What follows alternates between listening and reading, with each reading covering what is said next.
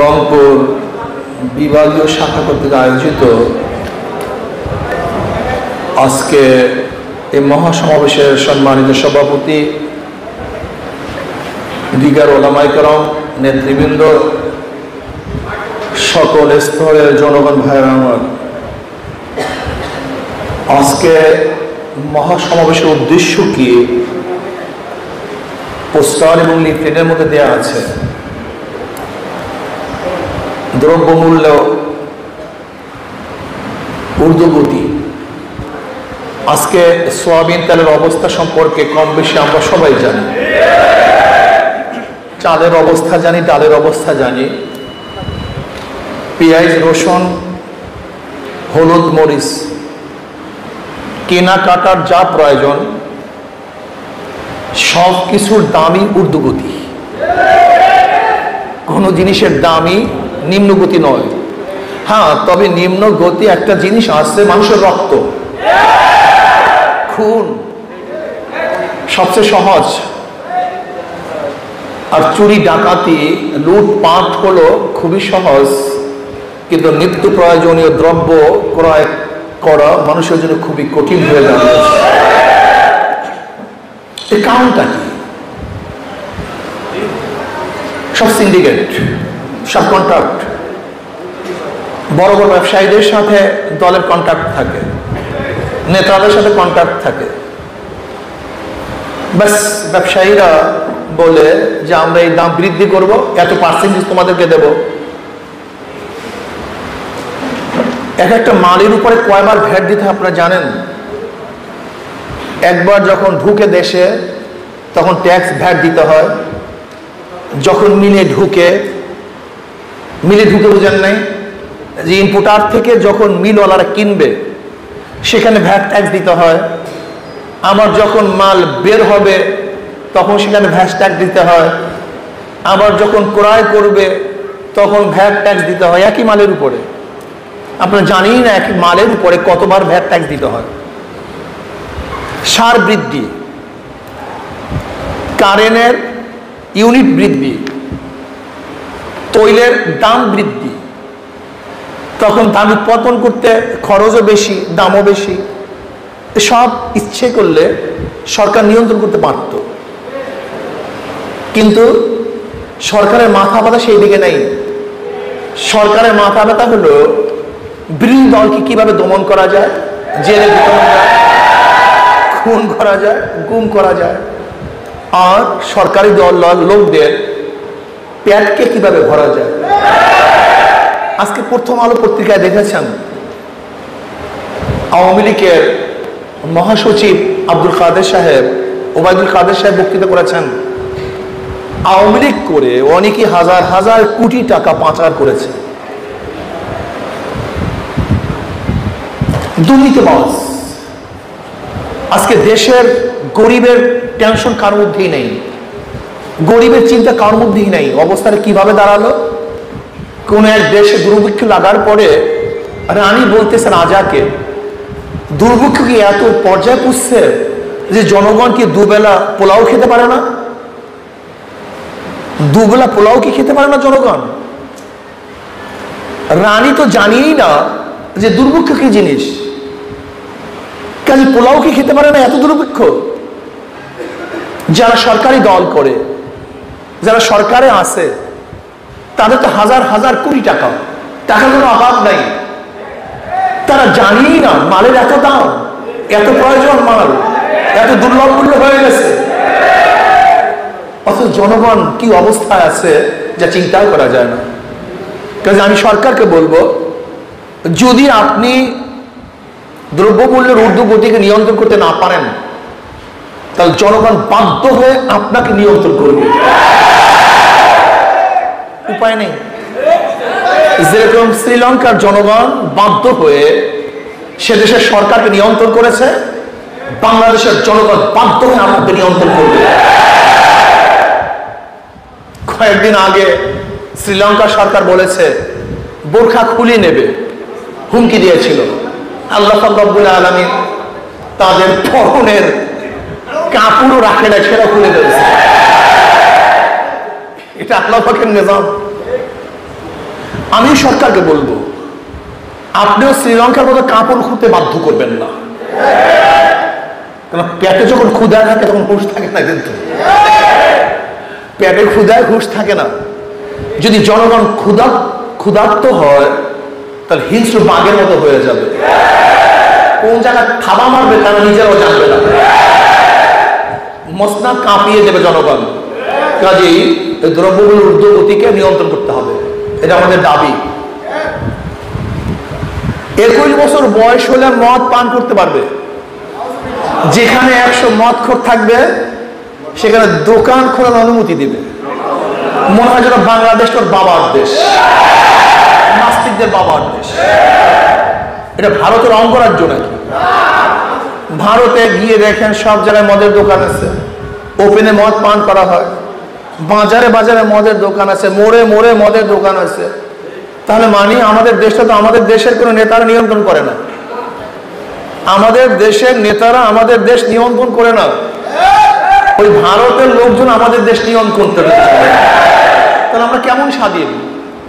আসলে আমরা স্বাধীন মুখে বলি, আসলে প্রকৃতভাবে আমরা স্বাধীন না। যদি আমরা স্বাধীনই হতাম তাহলে র্যাবের উপর থেকে নিষেধাজ্ঞা উঠাবার জন্য আমাদের বাংলাদেশ সরকার ভারতকে ধরছে কেন? লজ্জায় মাথা নত হয়ে যায়। উকিল ধরছে ভারতকে, আজকে ভারত আমাদের উপর নিয়ন্ত্রণ করবে। তাহলে আমরা স্বাধীন হয়েছিলাম কেন? ভারত আমাদের কর্তৃত্ব করবে, তাহলে আমরা স্বাধীনতার মানিটা কি হলো? আমাদের গর্ব কোথায়? স্বাধীনতা। ভারত আমাদেরকে দ্রব্যমূল্য নিয়ন্ত্রণ করবে, রাজনীতি নিয়ন্ত্রণ করবে, কে ক্ষমতা যাবে কে ক্ষমতা যাবে না ওখান থেকে আসবে না, এটা মেনে নেওয়া যায় না।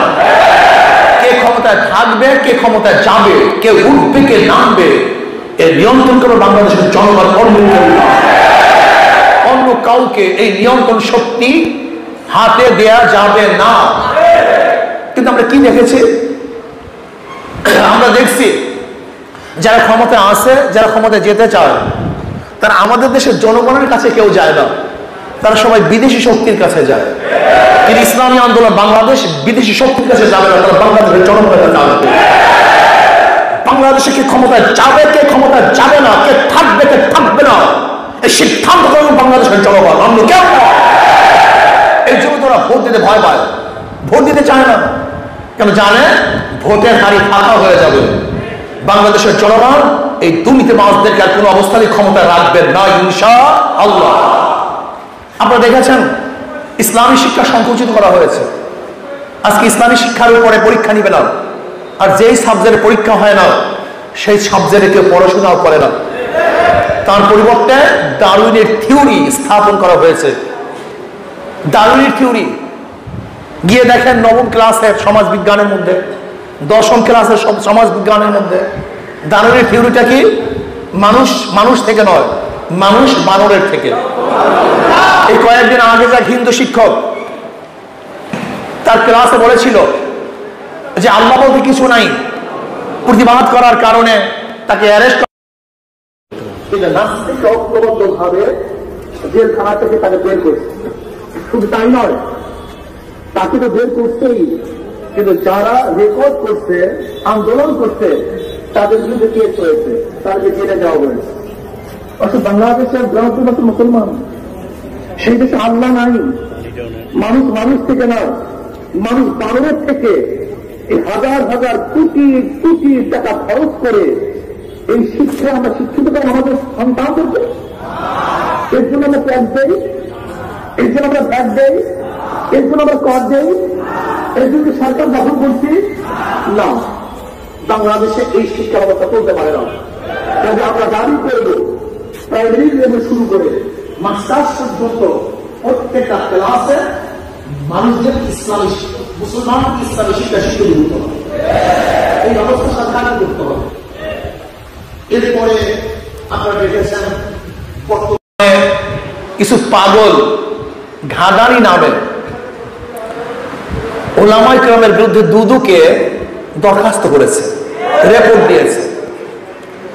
আমি প্রথম প্রশ্ন করতে চাই, তাদেরকে অধিকার কে দিয়েছে? এই বৈধতা পেল কোথায়? সেও জনগণ, আমরাও জনগণ। জনগণের বিরুদ্ধে জনগণ তদন্ত করে দুদুকে রিপোর্ট পেশ করার আইনি কোন শুদ্ধতা বৈধতা আছে? যদি না থাকে তাহলে দুদককে প্রথম বলবো, আপনি রিপোর্ট গ্রহণ করলেন কেন? এই বৈধতাকে কে দিয়েছে? আমি দুদককে বলবো 9 মাস পর্যন্ত তারা যে 9 মাস পর্যন্ত তদন্ত করেছে, এই 9 মাস পর্যন্ত তদন্ত করার পেছনে যত সদস্য এর মধ্যে সংশ্লিষ্ট ছিল, যত অর্থ খরচ হয়েছে, এই ফান্ডিং কে করছে?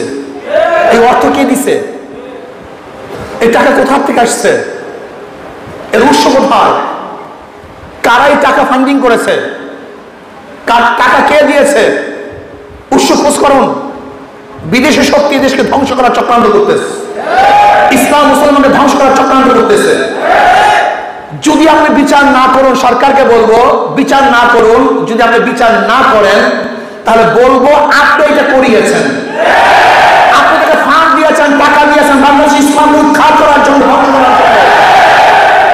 আপনি ব্যবস্থা গ্রহণ করুন, জলদি ব্যবস্থা গ্রহণ করুন।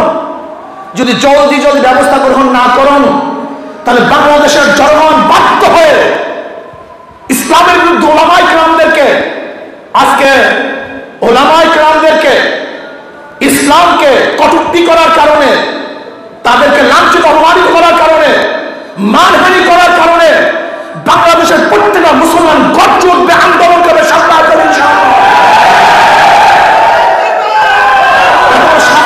কে দিয়েছে? সমস্ত শীর্ষ ওলামায়ে কেরামদের বিরুদ্ধে আজকে দুদকের কাছে তারা দরখাস্ত করবে, রিপোর্ট পেশ করবে। এত বড় সাহস! আজকে ওলামায়ে কেরামকে ধর্ম ব্যবসায়ী বলবে, এত বড় সাহস ওদেরকে কে দিয়েছে? আমি জানতে চাই সরকারকে। ওলামায়ে কেরাম দেশে ভেসে আসে নাই, আমরা পশুটি পাবো নই যে বিদেশ থেকে ভেসে এসেছি। এদেশ আমাদের, আমার বাবার দেশ, আমার দাদার দেশ, মুসলমানদের দেশ। মুসলমানের কারণে দেশ স্বাধীন হয়েছে, অন্য কারোর কারণে নয়। এদেশ স্বাধীন হয়েছে মুসলমানের কারণে। ব্রিটিশের বিরুদ্ধে আন্দোলন মুসলমান করেছে। এদেশের স্বাধীনতার জন্য মুসলমান সর্বোচ্চ চেষ্টা সাধনা করেছে। কাজে দেশ মুসলমানদের দেশ, নাস্তিকদের দেশ নয়। কোন নাস্তিক মুসলমান উৎখাত করার চেষ্টা করবে আর মুসলমানরা বসে থাকবে না, এটা হতে পারে না। যেরকম আগুন এবং পানি একই জায়গায় থাকতে পারে না, আলো এবং অন্ধকার একই জায়গায় থাকতে পারে না, ইসলামের দুশমন এবং মুসলমান একই জায়গায় থাকতে পারে না। এটা কোথা থেকে এসেছে? যাদের দুর্নীতির কোনো অভাব নাই, যার চরিত্র চরম খারাপ, যারা মায়ের সাথে খারাপ ব্যবহার করে, মাকে খেদমতের পরিবর্তে ঘর থেকে নামিয়ে দেয়, দুর্নীতির কারণে যাদের চাকরি চলে যায়, এরা মুসলমানদের বিরুদ্ধে, আলেম ওলামাদের বিরুদ্ধে রিপোর্ট পেশ করবে, ধর্ম ব্যবসায়ী বলবে। এটা মানা যায় না, মানতে পারি না।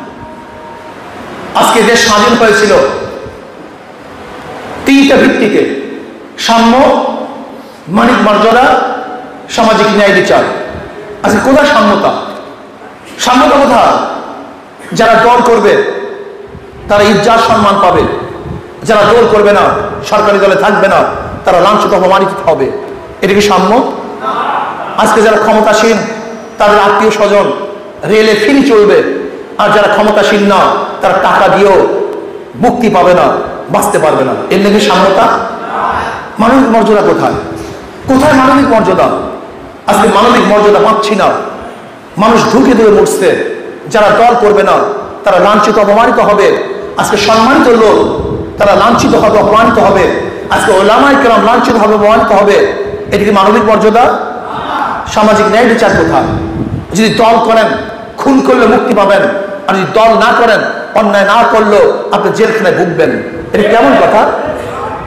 হ্যাঁ, সব জায়গাতেই সরকার হস্তক্ষেপ করেছে। আজকে নির্বাচন কমিশন, নির্বাচন ব্যালটে হবে না ইভিএমে হবে সে নির্ধারণ করবে কে? না, নির্বাচন কমিশন।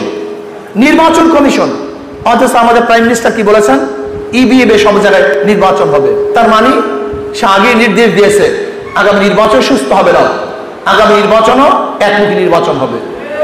শোনেন, আপনার বিগত দিনে এই নির্বাচন করেছেন, জনগণ কিছুই বলে নাই, কিন্তু ভবিষ্যতে যদি আপনি ওই একতরফা রাত্রে নির্বাচন করার চেষ্টা করেন, তাহলে বাংলাদেশের জনগণ ঐক্যবদ্ধ হয়ে, যেরকম শ্রীলঙ্কা সরকার দুর্নীতিবাজ সরকার পালাতে পারে নাই, ঠিক বাংলাদেশের জনগণ ঐক্যবদ্ধ হয়ে দুর্নীতিবাজদেরকে ভোট ডাকা এবং ভোট চোরদেরকে পালাতে দিবেন না ইনশাআল্লাহ। কাজে আসুন আমরা আগামী নির্বাচনে সাম্য, মানবিক মর্যাদা এবং সামাজিক ন্যায় বিচার প্রতিষ্ঠা করার জন্য ইসলামী আন্দোলন বাংলাদেশের কোনো বিকল্প দল আছে বলে আমি মনে করি না। এটা আমার জানা নেই। ইসলামী আন্দোলন বাংলাদেশের প্রত্যেকটা নেতাকর্মী তারা সন্ত্রাসের সাথে সংযুক্ত না, তারা মদ্যপায়ী না, তারা চোরাচালানির সাথে জড়িত না, তারা অবৈধ অস্ত্র নিয়ে ঘোরাফেরা করে না, তারা চাঁদাবাজি করে না। যদি এদেশ চাঁদামুক্ত করতে হয়, সন্ত্রাস মুক্ত করতে হয়, আমি মনে করি ইসলামী আন্দোলন বাংলাদেশের কাছেই এদেশ নিরাপদ এবং সন্ত্রাস মুক্ত হবে বলে আমি মনে করি ইনশাআল্লাহ। এর জন্য আজকের থেকে আমাদের ইসলামী আন্দোলন বাংলাদেশের প্রত্যেকটা নেতা কর্মীকে ঝাঁপিয়ে পড়তে হবে, এলাকায় এলাকায় ছড়িয়ে পড়তে হবে। আমাদের এখন থেকে জনগণের কাছে যেতে হবে যে আসুন আমরা ইসলাম, মানবতা এবং সামাজিক ন্যায় বিচার প্রতিষ্ঠা করার জন্য ইসলামী আন্দোলনের হাত পাকে আমরা সবাই ভোট দেব। এখন থেকে ঝাঁপিয়ে পড়ুন, এখন থেকে দাঁড়ে দাঁড়ে যান। যেখানে দুর্বলতা আছে সেখানে আমরা গিয়ে দুর্বলতাকে কাটিয়ে সেই এলাকাকে শক্তিশালী করার চেষ্টা করবো ইনশাআল্লাহ। কি রাজি আছেন ইনশাআল্লাহ? আশা করি আগামী দেশ হাত পাকা দেশ হবে, আগামী দেশ ইসলামের দেশ হবে, আগামী ইনশাআল্লাহ ইসলামী আন্দোলন বাংলাদেশ বিপুলভাবে ভোটের মাধ্যমে এদেশে সামাজিক ন্যায় বিচার, মানবিক মর্যাদা এবং শান্তি প্রতিষ্ঠা করবে ইনশাআল্লাহ।